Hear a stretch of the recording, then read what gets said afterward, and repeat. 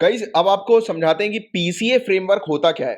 Prompt corrective action framework, PCA framework RBI का है ये, राइट। तो मैं आपको ऐसा बताऊंगा कि आपको ये टॉपिक याद हो जाएगा अभी के अभी। देखिए बहुत ध्यान से सुनिएगा। अब कई बार क्या हम लोग देखते हैं कि आप सभी लोग जानते हैं कि आरबीआई जो है वो पापा है, हम लोग को देखने को मिल रहा है सभी बैंकों के पापा आरबीआई, राइट। आरबीआई के अंडर सभी बैंक्स हम लोग को देखने को मिलते हैं, कमर्शियल बैंक्स वगैरह। अब कोई एक बच्चा है इसका आरबीआई का, वो अगर बिगड़ा हुआ बच्चा है, राइट, वो सही आरबीआई की बातें नहीं मान रहा, आरबीआई के इंस्ट्रक्शन को नहीं मान रहा, तब ये जो बच्चा होगा ये आरबीआई की डायरेक्ट निगरानी में होगा। मतलब ये अब जहां पर भी जाएगा आरबीआई पापा इसके पीछे पीछे चलेंगे, देखेंगे कि किस रास्ते जा रहा है, कहीं नुक्कड़ में पान की गुमटी पे तो नहीं खड़ा, राइट। बात समझ रहे हो? तो वो चीज होती है सिर्फ इसमें, इतनी सी चीज ये आपको समझनी है। अभी भी समझ में नहीं आया तो अब थोड़ी टेक्निकलिटीज में समझाता हूं। देखो, जब भी हम देखते हैं कोई बैंक जो है, कमर्शियल बैंक्स, राइट, अगर आरबीआई की गाइडलाइंस को फॉलो नहीं कर रहा है, आरबीआई ने कुछ चीजें बताई हुई हैं उसके अकॉर्डिंग प्लान नहीं कर रहे चीजों को, या फिर किसी बैंक के अंदर एक चीज और होती है कि एनपीए एकदम से ज्यादा बढ़ता जा रहा है और उसको कंट्रोल करने के लिए वो बैंक आरबीआई के द्वारा दिए गए एक्शंस को फॉलो नहीं कर रही है, तो ऐसी कंडीशन में आरबीआई को क्लियरली पता होता है कि ये बैंक जो है वो अब निपटने वाली है, राइट, बहुत ही जल्दी एनपीए हो जाएगी। और देखिए जब बैंक निपटती है तो उसमें सबसे ज्यादा नुकसान जो होता है वो आम जनता का, पब्लिक का होता है। चीजों को इस तरीके से हम समझो, आप ब्यूरोक्रेसी की तैयारी कर रहे हो, सिविल सर्विसेज की तैयारी कर रहे हो, तो आपको ये चीज ध्यान में रखनी है कि जनता का कॉन्फिडेंस जो है वो गवर्नमेंट मशीनरीज पर होना चाहिए, बैंक्स पर। जैसे बैंक्स है तो बैंक्स पर जनता का कॉन्फिडेंस होना बहुत जरूरी है। अगर बैंक अगर फेल हो जाती है, राइट, तो ऑब्वियस ही बात है कि जिन जनता का पैसा इस बैंक के अंदर रखा हुआ है तो वो भी रिस्क में आ जाता है। और कई केसेस में जब बैंक फेल होती है तो लोग अपने पैसे बैंक से निकाल नहीं पाते हैं, ऑब्वियस ही बात है, राइट। पूरी चीजें ब्लॉक हो जाती है बैंक के फेलियर पर। तो इस प्रकार से बैंक फेल ना हो, इसके लिए आरबीआई को पहले से ही अंदाजा लग जाता है। आरबीआई जो है वो उसके रिकॉर्ड्स देखती है बैंक के और उसको अंदाजा लगा लेती है कि आगे चल के अगर इस पर ध्यान नहीं दिया गया तो ये बैंक डूब जाएगी। तो ये जो प्रॉम्प्ट करेक्टिव एक्शन, नाम सुनिए, करेक्टिव एक्शन, तो आरबीआई डायरेक्टली कार्रवाई करती है ऐसी बैंक के ऊपर, डायरेक्टली मॉनिटर करती है, डायरेक्टली आरबीआई के अंडर ऐसे बैंक आ जाते हैं और फिर आरबीआई उनको सुधारती है। तो ये बिगड़ा हुआ बच्चा है तो इसको आरबीआई पापा सुधारते हैं, राइट। तो ये चीज हम लोग को पीसीए फ्रेमवर्क की देखने को मिलती है आरबीआई के तहत। और अभी आरबीआई ने जो है गाइस एक रिवाइज किया है, यानी कि इसको और मतलब इसके अंदर कुछ अमेंडमेंट्स किए हैं पीसीए फ्रेमवर्क में अपने, राइट। और सुपरवाइजरी इंटरवेंशन ये हम लोग को देखने को मिलती है, यानी कि जैसे मैंने आपको समझाया कि आरबीआई जो है वो डायरेक्टली बैंकों के ऊपर कंट्रोल करती है, राइट, कि इफेक्टिव मार्केट डिसिप्लिन जो है वो बना रहे। तो उसके लिए एक टूल के तौर पर ये जाना जाता है, राइट। तो ये चीज हमें देखने को मिलती है। और रिवाइज फ्रेमवर्क की बात करें तो बताया जा रहा है कि 1 जनवरी 2022 से जो नई चीजें ऐड करी है आरबीआई ने, तो उसको जो है वो इसके अंदर रखा जाएगा, जिसके अंदर capital, asset quality, leverage, right. तो ये सब कुछ की एरियाज हैं जिस पर मॉनिटरिंग जो है वो करेगी आरबीआई, डायरेक्टली मॉनिटरिंग करेगी। और इंडिकेटर्स की बात करें तो इंडिकेटर्स ट्रैक किए जाएंगे, मतलब कि कैपिटल ट्रैक की जाएगी कि कितना पैसा बैंक के अंदर रखा हुआ है। एसेट की क्वालिटी, मतलब कि जो कोलेट्रल्स जो है बैंक के पास गिरवी रखे हुए हैं लोन्स के बिहाफ में, या फिर जो दूसरे एसेट्स हैं बैंक के, तो प्रॉफिट कर रहे हैं कि नहीं कर रहे, तो उसको जो है वो चेक किया जाएगा। और लेवरेज क्या होता है, तो सिंपल ये तो समझ गए ना कि कैपिटल क्या है, एसेट क्वालिटी क्या है। कैपिटल मतलब जो बैंक के पास पैसा रखा हुआ है, राइट, जितना बैंक ने अपने पास जो है वो कैपिटल अरेंज करके रखा हुआ है, जो उसका एक्चुअल वैल्यू होती है कैपिटल बैंक की खुद की, राइट। फिर एसेट क्वालिटी, कि उसके पास जो कोलेटरल्स रखे हुए हैं वो वाकई में लिक्विड फंड है कि नहीं, कि अगर आप उसको बेचेंगे तो आपने जो लोन दिया हुआ है तो वो रिकवर कर पाओगे कि नहीं कर पाओगे, राइट। यानी कि होता है ना कि कोलेटरल्स, जब लोगों को लोन दिया जाता है तो उनसे कोलेटरल जो है वो गिरवी रखे जाते हैं, एसेट गिरवी रखा जाता है। जब आप घर के लिए लोन जो है वो लेंगे तब आपको ऑब्वियस ही बात है आपको जो है वो अब घर के कागजात जो है वो बैंक के पास रखने होंगे। तो ये चेक किया जाता है कि यार ये जो एसेट की क्वालिटी है, अगर हम इसको बेचते हैं, राइट, तो वो जो लोन दिया है उसकी वैल्यू का, उसकी वैल्यूएशन का मिलेगा कि नहीं मिलेगा, तो ये चीज देखी जाएगी कि वो क्वालिटी एसेट है कि नहीं। लेवरेज की बात करें तो सिंपल तौर पर लेवरेज मतलब कुल मिलाकर डेट होता है। बैंक कई बार क्या करती है, बैंक लोन लेकर अपनी दूसरी चीजों को जो है वो फुलफिल करती है। जैसे एग्जांपल के तौर पर बैंक का एनपीए बढ़ गया, ठीक है, अब इस एनपीए को ठीक करने के लिए बैंक क्या कर रही है, लोन ले रही है अपनी बैलेंस शीट को सही दिखाने के लिए। तो ऑब्वियस ही बात है कहीं ना कहीं बैंक तो घाटे में है ही, डेट में है ही। तो ये चीज होती है लेवरेज, राइट। तो इस चीज के लिए जैसे कि कॉमन इक्विटी टीयर 1 रेशियो को देखा जाएगा कैपिटल के लिए, नेट एनपीए को देखा जाएगा एसेट क्वालिटी के लिए, और टीयर 1 लेवरेज रेशियो को देखा जाएगा लेवरेज के लिए।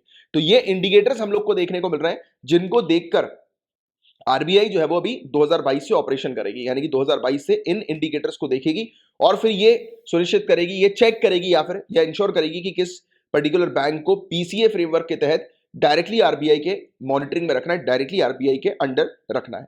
बात समझ में आई आपके? तो ये चीज हमें देखने को मिलती है। अब देखिए प्रॉम्प्ट करेक्टिव एक्शन के बारे में मैंने आपको ऑलरेडी समझा दिया है। अब थ्योरी में इसको एक बार पढ़ लेते हैं जिससे कि और बेटर तरीके से आपको ये टॉपिक क्लियर हो जाए।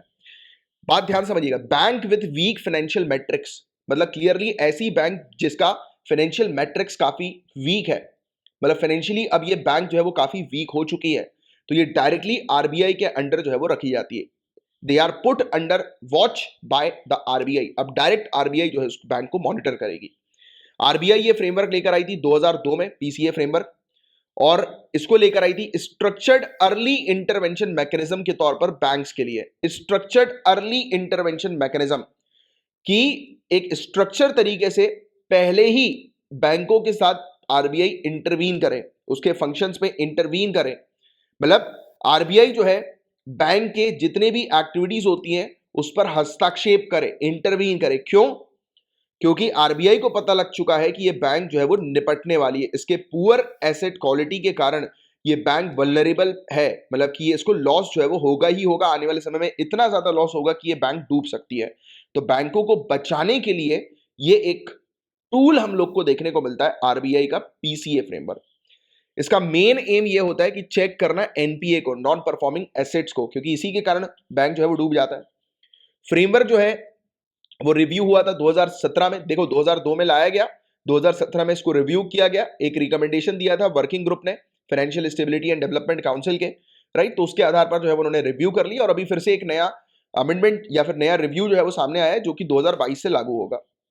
और आपको बता दें कि प्रॉम्प्ट करेक्टिव एक्शन फ्रेमवर्क जो है वो कब लागू किया जाता है, तो वही चीज मैंने आपको बताई कि जब देखा जाता है कि बैंकों को बताई गई कुछ चीजें हैं कि उन्हें आपको एसेट क्वालिटी कितनी रखनी है, कितनी प्रॉफिटेबिलिटी आपको मेंटेन करके चलनी है, कितनी आपके पास कैपिटल होनी चाहिए, एनपीए वगैरह, तो ये सब चीजें देखा जाता है, ये सब इंडिकेटर्स देखा जाता है। और कोई भी बैंक अगर इन इंडिकेटर्स को प्रॉपर तरीके से फॉलो नहीं करती है तो उसको पहले और दूसरी बार में तो उसको वार्निंग दी जाती है, फिर एक पॉइंट के बाद जो है वो उसे डायरेक्ट आरबीआई अपने वॉच पे रख लेती है, अपने कंट्रोल में, अपने अंडर जो है वो डायरेक्ट अपने अंडर जो है वो रख लेती है, उसकी देखती है उसको, और फिर कोशिश करती है कि उसकी प्रॉफिटेबिलिटी जो है वो इंक्रीज हो।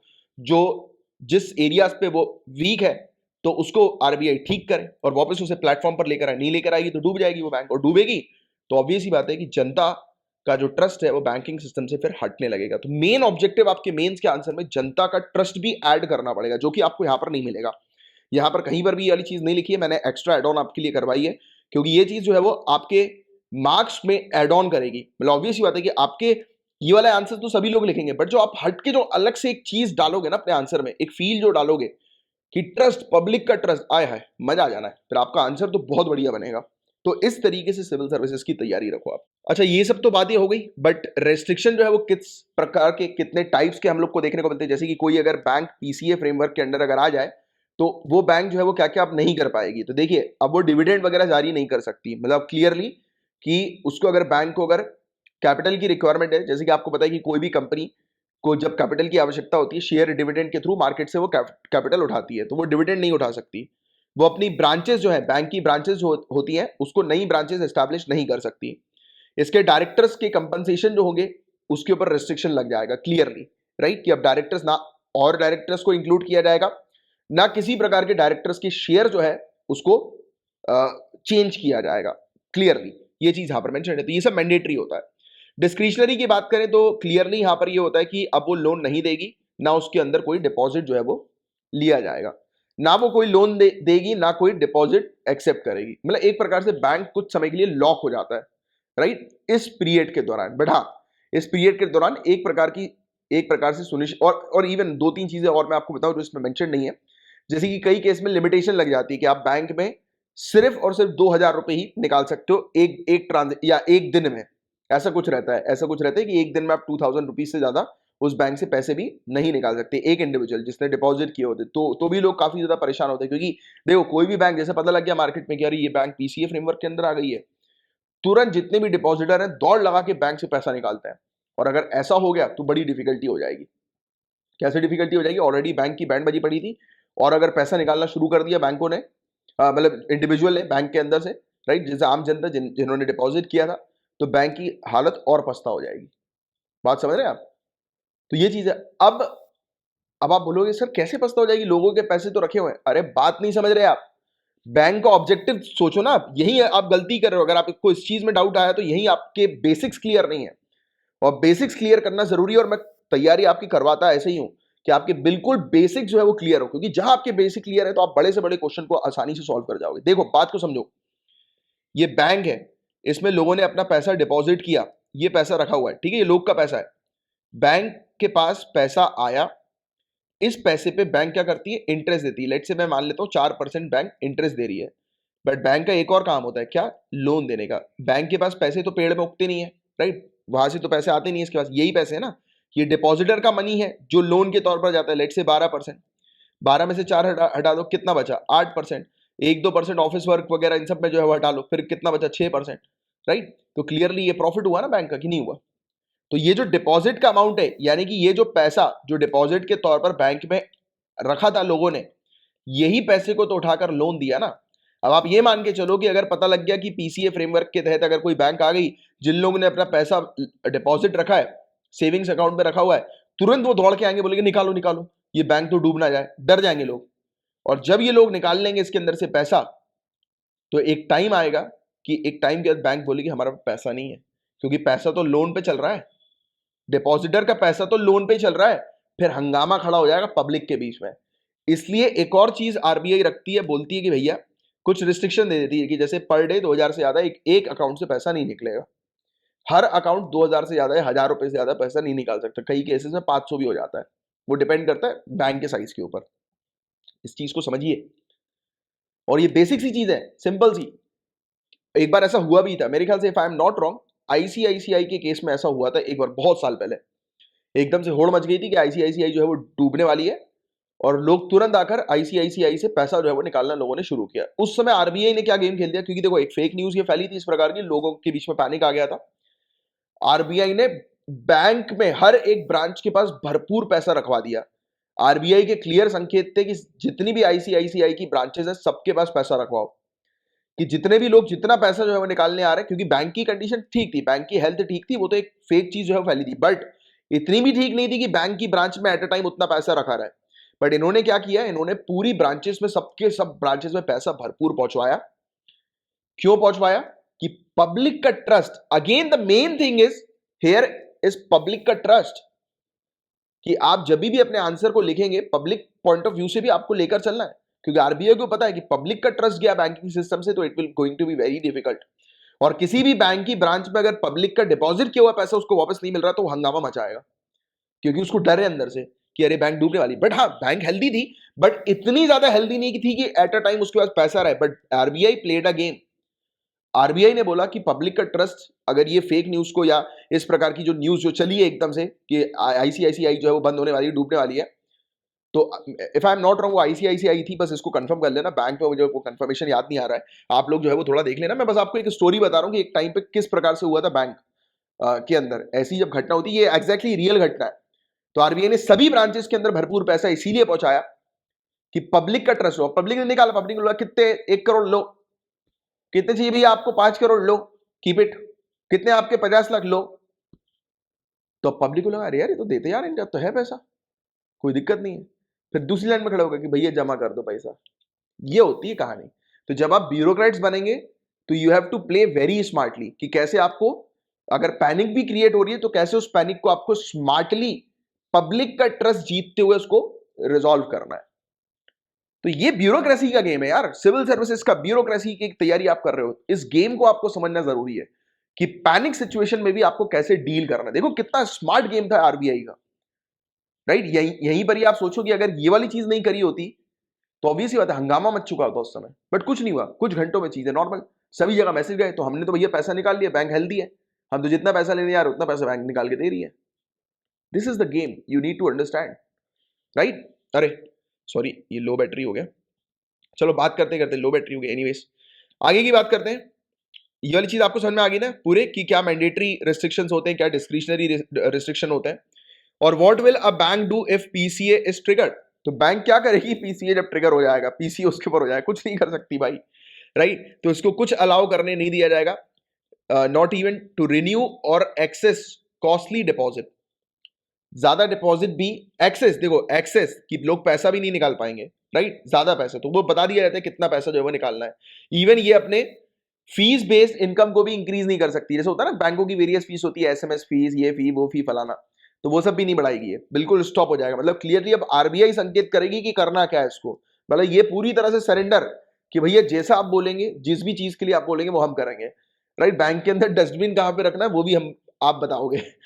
मजाक कर रहा हूँ, नहीं तो पता लगे सीरियसली लिख लिख मारो आप लोग कि हमारे तो वो सर ने बताया था कि डस्टबिन के बारे में भी आरबीआई बोलती है। अरे भैया थोड़ी कुछ चीजें मजाक होती है, उसको मजाक के तौर पर लिया करो। राइट, जो चीज सीरियस होती है वो मैं आपको सीरियसली बताता ही हूँ, और मैंने आपको ऑलरेडी कहा है कि जो चीज मैं आपको एक्सप्लेन कर रहा हूँ तो वो अंडरस्टैंडिंग आप बिल्डअप करो, मेन चीज अंडरस्टैंडिंग की गाइस। ये सब जो थ्योरी व्योरी ये सब जो चीजें लिखी हुई है ना, ये जब प्रीलिम्स में जब ऐसी ये थ्योरी लिखी हुई आती है ना, ऊपर से जाता है लोगों के, और मेरी बात जिन लोगों ने सुनी होती है वो याद आती है, फिर उसके बाद फिर आंसर करेक्ट होता है।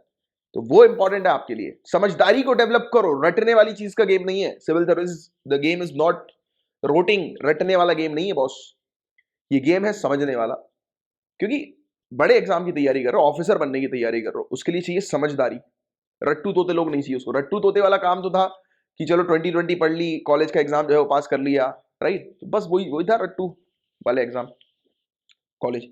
बट ऐसा नहीं है, अच्छे अच्छे कॉलेजेस जो हैं तो ऑब्वियस ही बात है कि उसमें बहुत सारे आजकल तो बहुत प्रोजेक्ट्स वगैरह और तमाम तरीके की चीज़ें जो है वो करनी पड़ती है। पहले का समय थोड़ा अलग था, आज के समय में तो बहुत कंपटीशन भी इतना ज़्यादा बढ़ गया है, तो आपको अंडरस्टैंडिंग भी उस तरीके की चाहिए कि, और किसी भी चीज़ को इतना कॉम्प्लिकेटेड मत बनाओ, कॉम्प्लिकेटेड टू कॉम्प्लिकेटेड चीज़ों को आसान तरीके से समझने की कोशिश करो, बिल्कुल सिंपल तरीके से समझने की कोशिश करो, क्योंकि जैसे ही वो आपने समझा आपकी अंडरस्टैंडिंग उस पर बिल्डअप होगी, उस पर आप पूरा पैराग्राफ जो है वो आराम से लिख पाएंगे। अभी जो चीज़ मैंने आपको समझाई पीसीए के बारे में, आई एम श्योर कि आपने अगर ध्यान से मन लगा के इस चीज़ को सुना होगा, तरीके से समझा होगा, तो आप 120 वर्ड्स का आराम से एक आंसर जो है उस पर बना पाओगे, आराम से बना पाओगे। You will not going to have any kind of difficulty, right. Try करके देख लो, आराम से बन जाएगा। चलो, इसके अलावा बैंक जो है ये लॉन्च करेंगे एक स्पेशल ड्राइव, किस चीज के लिए, to reduce the stock of NPA. तो एनपीए के जो स्टॉक्स हैं पड़ा हुआ है, एनपीए मतलब कि जिन लोगों ने लोन दिया वो लोन चुकाया नहीं, वो एनपीए पड़ा हुआ है, तो अब उसको रिड्यूस करने के लिए कदम उठाएंगी बैंक। अब ये सब चीजें बैंकों को करनी पड़ेंगी, राइट, गेटिंग इट। तो ये चीज है, and they will also not be allowed to enter into a new lines of business. तो उनको कोई भी नया बिजनेस करने नहीं दिया जाएगा, वो अपन ने ऑलरेडी पहले रिस्ट्रिक्शन में देख ही लिया है, ठीक है। And RBI will also impose restrictions on the bank on borrowing from interbank market. मतलब ये बैंक दूसरी बैंक से भी, दूसरी कमर्शियल बैंक से भी बोरो नहीं करेगी। मतलब कुल मिलाकर सीधी बात यह है कि आरबीआई से ही अब इसको हर चीज करने की परमिशन लेनी पड़ेगी, या फिर आरबीआई खुद बताएगी कि आपको अब क्या करना है, कैसे अब आपको अपने जो आपने जो चीजें बिगाड़ रखी है उसको कैसे सुधारना है, राइट। ये चीज है। तो मैं उम्मीद करता हूं कि ये टॉपिक बहुत अच्छे से आपको समझ में आ गया होगा। तो ये था पूरा ओवरऑल टॉपिक पीसीए फ्रेमवर्क से रिलेटेड।